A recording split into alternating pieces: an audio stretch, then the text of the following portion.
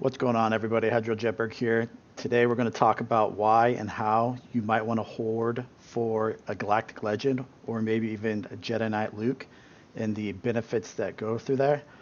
I've just finished everything I need for my Galactic Legend farm. For you to take a look at where I'm at currently, you'll see that most of my first order, about six of them are geared mainly for 3v3 and for 5v5 and getting the finalizer, but everything else is staying at gear 1, level 85, and such. Now to show you where I started at 96 days ago, all I had was a gear 10 Kylo Ren Unmasked, a gear 8 Kylo Ren, and a gear 11 Palpatine. And to show you kind of the weekly progress I made based on the cost of all the gear, if I were to buy it outright through the store, crystals required was 418,173, and I had about 375,000 on hand. Completing it in 96 days gives me an average total of 4,355 days or crystals a day of income. Now, mind you, I'm free to play. I don't buy any crystals. This is purely just from all the events and incomes that we're going to talk about. Now, if you include the fact that I was doing a ton of refreshes for those Relic Max, the signal data, that adds another 60 plus thousand crystals of cost. So I was actually pulling in effectively 50,000 or 5,000 crystals a day. So why would you want to do this? First of all, it's the most efficient way of getting to your Galactic Legend. By knowing exactly what gear pieces you need, how many of them, you focus on the ones that have the larger quantities and whittle down the others through natural progression. And eventually it'll all come down to just a couple of other pieces. It really is the most efficient. You see the big picture and it hurts. There's a lot of gear required. I think right now it shows that I need 1,500 carbonis or something of that nature. But just one day at a time, keep focusing and you'll whittle it down the most efficient way. Second all is GAC bloat. As you saw from the intro, I tend to push towards the top of GAC, about top 10 right now once everybody sets their defense. But setting that bloat can really hurt. If you really pump these up, like specifically like Captain Phasma, a First Order Executioner, their GPs are going to be so huge, and if you don't use them in GAC, they're just going to bring you down. Let me show you an example.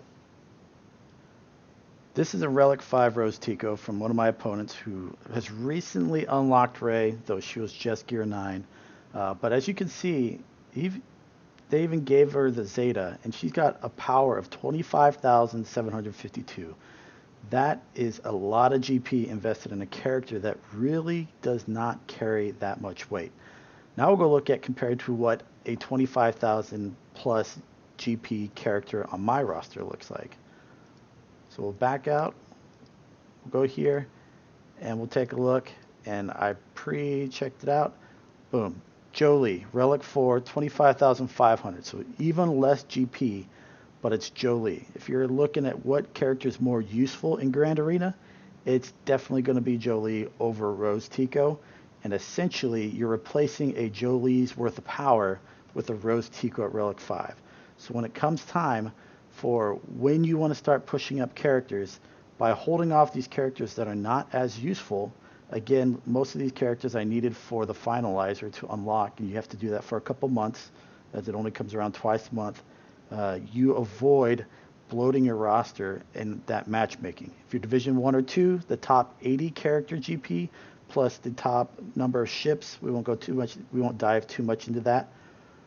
But by having these really high characters that are really not that valuable, somebody who doesn't have that kind of bloat is going to have that much more of an advantage over you on that. And I think the most practical reasons for why you'd want to hoard is you can change directions. So as I've gone through this last 96 days, if they were to release something new that I had a quicker path to, or it's something that I really wanted to do, I know a lot of people are really hyped about Beskar or Mando lately, I could just switch immediately and then have such a huge head start on something that I really wanted. So by saving up all these materials, and to kind of show you what I have in stock as I talk about this, it really gives you a lot of flexibility in being able to change directions. And then kind of the main reason why I did it personally is I just kind of find it fun. This is a collector's game. Yes, it is a turn-based strategy, a lot of based on speed essentially, and your mod game.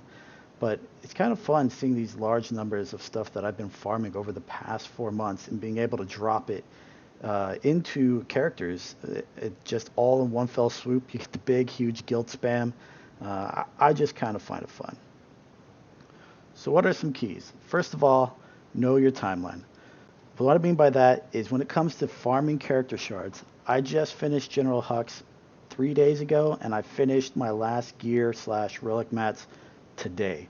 So the timing worked out great. So when you're looking at this, know that roughly a 33% drop rate on your character shards.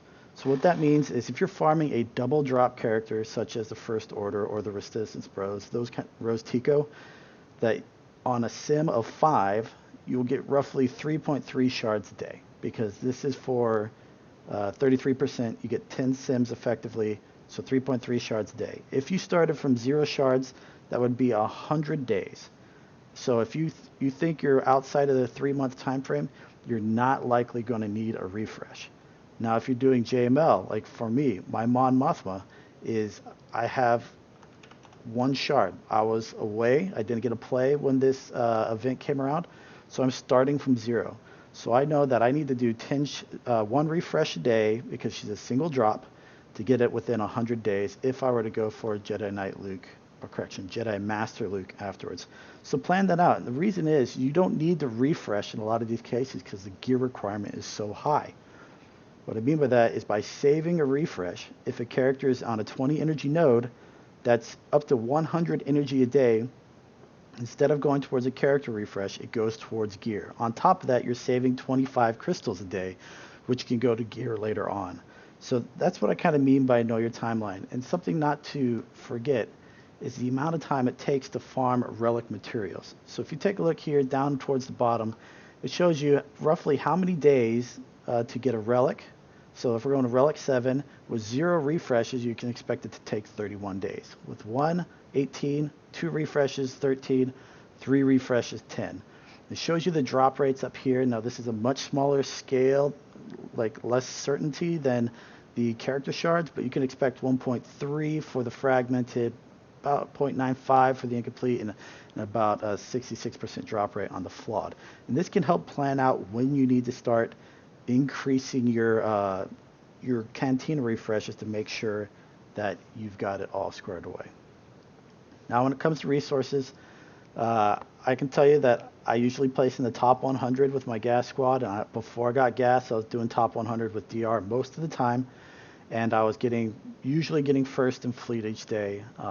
And so I was pulling about 400 crystal shards, or 400 crystals a day, correction, 500 crystals a day from arena. So that's kind of a gauge to go off of. First thing I recommend when it comes to your regular shipments, buy all 4 of these all day, each refresh. Super cheap, and they're great for relic mats. Only thing I'll talk about the weekly shipment here, these are kind of optional based on what you want to do farming wise, but don't buy these ally point things. You don't get to control what you get to buy. And I recently did 25,000 and I came up with about 800 shard shop currency, which I think is a touch on the small side, which buys you 4 gear 12 pieces. So just know that you can be much more efficient when it comes to actually buying bronzium. So next up comes your cantina battles, and I use all my cantina energy into Cassian Geowing. You do get the 5 ship shards here, so this actually makes it worth more than dropping the energy into 10 character shards, even with the new changes. That's always the way it's been, so that's how I spend my cantina store energy at all times. Now when it comes to the guild store, there's a lot of ways you get guild store currency. So from, if you're doing the pit every 2 days, if you're getting your 30,000 as a guild, you get 830 from the sim. You should be able to do the tank raid and HSTR roughly 2 times a week for 1,400 to 1,500. So you get a lot there. But just by participating, showing up to your territory battles, your territory wars, those kind of things will help you get a lot of this currency. I think when I did a calculation, it came out to you could afford, at the rates that they show up here, 200 stun cuffs or Carbantes a week, based on an average week's income of just participating in an active guild. Which, if you're not in an active guild, get in one now. There's tons of guilds that'll accept even lower GP accounts just if you can produce your 600 tokens a day, as that'll help them get there. So the big nodes that I buy out of here will be these two. There's a lot of good gear that's in here, as well as these two spots here will be your Mark III stun cuffs, your Carbantes, and your shower drains. I avoid buying the Mark V droid collars and the boom boxes here. They're just a little too expensive. And then you can get some good relic mats in these parts. Which reminds me, when it comes to finding out where you want to spend your currency on gear, there's a great website ginned up by Shattered Ordered, so shatteredordered.com/gear guide, where it can show you roughly where it's good to acquire these gear outside of farming them. So it gives you a rate, and basically you look in, there's a video at the top that it can explains how they came up with these categories and what it means. But you're looking here, anything in green, it means it's probably a good way of getting that gear. So farming it off of an 8 energy node is good for the Carbantes. 10 energy node for the stun cuffs. When it comes to guild store currency, it'll show you the good ones value here. Like I said, the Mark V droid collars are not a good value here, but they are elsewhere. And you could go through this, any type of gear you'd like to see, just find out where it is and find what kind of shops it is and what could be good value and how they calculated this over. So this is a huge resource that I would recommend when it comes to actually participating there. And the last thing I'll say about the guild store is know the challenges of the days and try to max that out. So there's daily challenges on Thursday after reset. So don't do your daily challenge until after your guild reset, and then do them first thing the next day before guild reset, so you can get the 20 here to maximize the actual currency you get. That's a small amount, but it adds up week to week. You got Sundays after resets are your Cantina energies. I believe Wednesdays are your normal energies. All kinds of energies. Then you have light side battles, dark side battles, hard node battles, which if you didn't know, this mod battles table, when you get the slicing mats, is considered a hard battle. So if you're done farming your characters, but you're still looking to maximize your gear and not have to farm additional shards for the hard nodes, this will take care of that in your dailies. And then the last one's arena battles. I just let that one happen naturally because spending crystals to maximize that is not worth it. Squad arena store, save them for your prestige, or if you need some extra shard shop currency for emergency, you can spend them on the characters, but usually not a thing. Galactic War, or the new war, will be, I just get the top 3 ships when I do my 12 sims, and that's it. When it comes to fleet arena store, again, another area where you can start, like I'm considering about doing Ray next, so I'm starting to try to work up some ships. I've got a lot pooled up, and I could always use these to get more shard shop currency, if anything. When it comes to this store, I'd use that Shattered Order website, but mostly you get stun cuffs and stun guns and Carbantes out of here, mainly stun guns. But you can also get this position here and down here are these kind of secondary pieces for Gear 12 pieces that are kind of hard to come by. My favorite thing to buy in here is the Mark V droid collars. They appear right here. You can get 10 for 500 of these. It's really, I kind of find the best way of getting it. They cost as much crystal-wise as a stun gun, but guild currency, and if you're not getting the drops through the raid, it's pretty painful. When it comes to shard shop currency, this is where the money's made. So down here you'll find a lot of good stuff, including your stun guns and stun cuffs. This is where you'll find a lot of secondary pieces. This is kind of the Gear 12 plus pieces, and you just kind of pick and choose based on how many shard shop currency you have. I try to remain above 2,000 because this is the one that we really need to farm a ton of. I think this one needs over 640 of the Mark 6 med packs and 580 of the Mark 8. I can't remember what they're called, but they're right here. So I always want to buy those when available. So that's what I would recommend, kind of spending your currency. When it comes to refreshes, I tend to do 3 regular refreshes a day, 3 fleet refreshes a day, because those are huge for when it comes down to your Gear 12 pieces, which you'll need a lot, especially for the relic mats from the scavenger. The scavenger does take a lot of Gear 12 pieces when it gets up to the Relic 6 and Relic 7 wicket. Then I also do the 3 canteen refreshes, but that's kind of based on the timeline, knowing my timeline and when I need to do it. I knew I was behind, so I needed to do 3 a day. If you pace it out to where you know you could get away with only doing 2 a day, hey, that means extra 100 crystals that you can buy gear. Some gear pieces that are good to buy out of the shop that you don't that you wouldn't necessarily use like your guild store currency or farm via energy are these Mark 8 balls, and then the Mark 5, I believe, thermal detonators and droid collars. They are also, let's see if I can find them. They're also just 700 crystals for 50 of them. So that's another good value. And then the Mark 3 shower drains are also here they are. 750 for 50. Mark 3 shower drains are great for your relic mats, and those only cost, I believe, 300 per full piece. So those are the kind of the good ones to do. Now, let's say one slight little min-max concept here. Let's say that you're doing you only need 1 cantina refresh a day to make your goal in your time frame.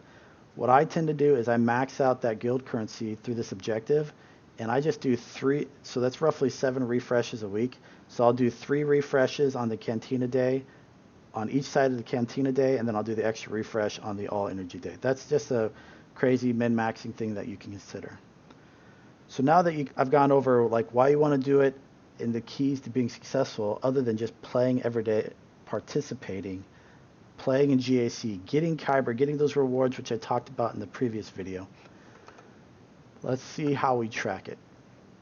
There's a couple ways. If you come to your swigo.gg profile, so this is mine, you just come up here, click on profile, you scroll down, Galactic Legends gear needed. You can select the one you want, even including Jedi Knight Luke, though he's not a Galactic Legend, and it'll tell you how many pieces you need total. It gives you kind of percentage bars based on what you've done already. But this is an all-inclusive piece. It shows you everything. But it doesn't give you the ability to kind of track what you farmed and how much more you need based on what's in your inventory. So that's where this great site, gear.swigoevents.com, comes in. Show you up here at the top. By selecting the preset Kylo here in the middle, it pre-populated all the characters, including the required relic levels at the top. Now that I've completed the gear and relic materials for all these characters, I've added Supreme Leader Kylo Ren. I've checked hide completed gear, which if I didn't do that, you'd see everything on all the pieces that I have. But I hide that and I remove crafted gear, which we'll talk about the full pieces of gear here shortly. It does give you the option to select this. If you haven't bought the Hyperdrive bundle, by selecting that, it'll actually show you, hey, this is what you're getting, this is how much you need. It's a pretty cool little feature. So the great thing here is as I farm daily, as I go through, I can go and adjust how much I have. So 1292, let's say I get 5, 1, 2, 3, 4, 5. Now adjust how much I need, and it shows you how much crystal value is roughly left. But I'll put that back. The cool thing about this is when it comes to calculating complete pieces of gear that you have farmed. So you place top 10, Sith, you get your full gear 12 pieces. You come to view update gear, they've got everything listed here. And let's say over the span, I've gotten a lot of these Mark 12 Armor Tech wristbands, plus they're great for slicing materials. I just put 6 in. Here's a full Mark 12 thermal detonator, such like that. And by doing so, it can look at what characters might need that entire piece and then removes it from the required. So now you can see, like, hey, even though my Mark 7 Cryotechs, let's see, 7B, show that I have 1,112. If I had a full piece that had some of these, it wouldn't be necessary to keep that in consideration because it already takes it out of the required. So it's really, really great way of keeping track of this. And if you saw Arnold's video yesterday about hot utils, you can pair it up with the gear.swigoevents.com and it'll actually go in game and populate all this for you and keep track of that. So it makes it super easy. I tend to be pretty cheap, and so I've done this all by hand. I would just do a couple pieces a day and update it that way. Now, this is all I have left to get Supreme Leader Kylo Ren to Gear 13. So I'm going to continue my data farm and finish these up. I should be able to farm this easily within 2 weeks, which I'll start after the log. Lastly, when it comes down to energy for unlocking your Galactic Legend, this shows you if you spend 3 refreshes a day 50 refreshes. It's going to take you 12 days to unlock and 24 to get to the ultimate. And it can show you how much it you can speed things up, how much you benefit by spending that many more refreshes. So the all three 100 refreshes, and then each individual 200 refresh. So that's another source that you can have to look at there. All right, a lot to go over. Hopefully I covered it clearly, concisely, not convoluted. I tried not to go into the weeds too much, like, hey, maxing your energy loses 1 energy a day. I won't go into that, but hopefully this gives you a roadmap that you can follow. If you have any other tips, tricks, strategies, or recommendations, please let me know. Look forward to hearing from you. Hope you enjoyed it. We'll catch you guys later.